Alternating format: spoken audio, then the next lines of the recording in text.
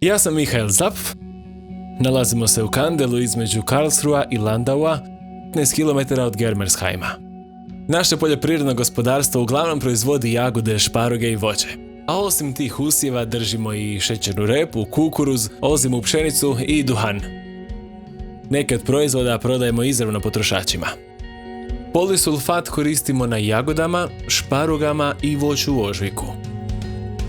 Koristimo polisulfat u granuliranom obliku i nanosimo ga rasipačem. Oprema koju smo već imali na gospodarstvu bila je dobra za korištenje, pa nismo morali ulagati u novu opremu.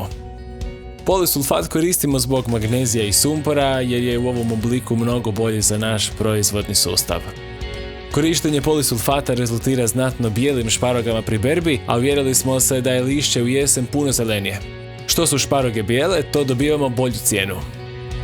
I to je ono što želimo, prekrasne stavljike bijelih šparoga. Korištenje polisulfata rezultira boljom kvalitetom uskladištenih jagoda, a i bolje podnose transport. Osim toga u jagodama vidimo mnogo veći sadržaj šećera, a njihovo ukupno stanje je također puno bolje. Ovo je vrsta jagoda koju želim imati.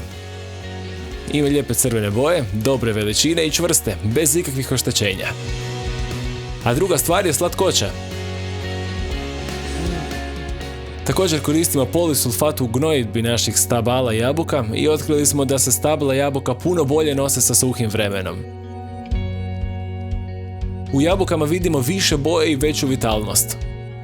Korištenjem polisulfata dobivamo bolju kvalitetu, veći prinos i štedimo na primjeni fungicida. Biljke su mnogo jače i otpornije su na bolesti.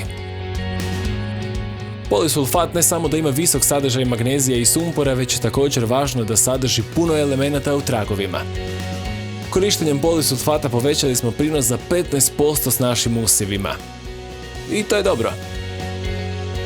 Kad me drugi poljoprivrednici pitaju za polisulfat, kažem im probajte na malom dijelu svojeg gospodarstva i sami ćete vidjeti prednosti. Ja sam 4. generacija na ovom poljoprivrednom gospodarstvu. Tu je i 5. generacija, moj 12-godišnji sin. Želim da poljoprivreda ima budućnost za sljedeću generaciju, a sa polisulfatom imam dobar osjećaj da će tako i biti. Isprobajte sami.